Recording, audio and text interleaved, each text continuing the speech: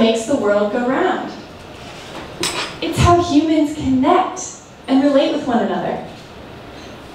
I mean, we're communicating constantly, all day long.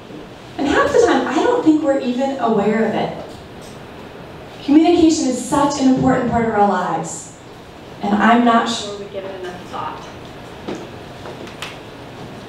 The definition of communication is the imparting or exchanging of information through speaking, writing, or some other medium. Now, speaking and writing are obvious forms of communication, right? I'll just be loud. Speaking and writing are obvious forms of communication. But some other medium, what are the other mediums of communication? There's so many. Television. You can be sitting at home, watching TV by yourself, and you're receiving communication from the news station or the TV program that you're watching. Body language and facial expressions are another form of communication. You can be walking down the street and see a stranger smile at you, and without saying a word, they're communicating warmth and friendliness. My non-verbal baby can rub his eyes, telling me, "I'm tired, put me to bed," and I'll respond. What else? Pictures and symbols are modes of communication. They say a picture's worth 1,000 words. Someone can post a picture to Facebook, a bunch of people can click the like button, and without saying or writing anything, they're communicating. See what I mean? Communication is part of our life all day, every day. It's what makes the world go round, and we need to think about it. So who's with me?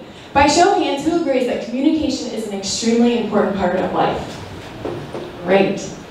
Now, by show of hands again, who thinks you could benefit from even a slight improvement in your own communication? Great. For everyone who just raised your hand, I'm going to spend the next few minutes just sharing 2 of the greatest lessons I've learned in communication. And for those of you who didn't raise your hands, come share your expert communication tips with me afterwards, because I think that means you've got it mastered. So, lesson number 1, know your audience. I'm sure you've all heard this before, right? Know your audience and communicate in a way that will connect with them, in a way that they'll be able to comprehend. This seems obvious, but it doesn't always come naturally to us. Let me give you an example. When my son Toby was 2 years old, he started throwing his toys. I wanted to nip it in the bud, so I quickly said, "Toby, don't throw your toys, you're going to hurt someone." To which he responded by bursting out into laughter. Taken aback, I said, "Toby, this is serious. You can't throw your toys because it might hit someone in the head and you might hurt someone." And he promptly picked up another toy and threw it. I thought I was communicating very clearly. But I'd forgotten that for a 2-year-old, doing something that elicits a strong emotional response from another person is exciting and amusing. And a long, drawn-out explanation doesn't compute. So I changed the way I communicated. I said, "Toby, we don't throw toys, we throw balls." And I took the toy away. Eventually, I could look at him when he was raising a toy to throw it and say, "Toby, what do we throw?" And he would say, "Balls," and put down the toy. You see, speaking to my audience, knowing how he understood best, proved to be very effective. So that's lesson number 1. Your audience doesn't have to be a 2-year-old. This applies to anyone in your life. Know your audience when you're talking. Lesson number 2, seek to understand before seeking to be understood. I'm going to repeat this one. Seek to understand before seeking to be understood. Now, I admit, I've learned this lesson the hard way in my relationship with my husband. During the first few years of our marriage especially, most of our conflicts arose out of problems with our communication. Now, sometimes it was a lack of communication about things like our schedules, and creating a shared Google Calendar fixed that.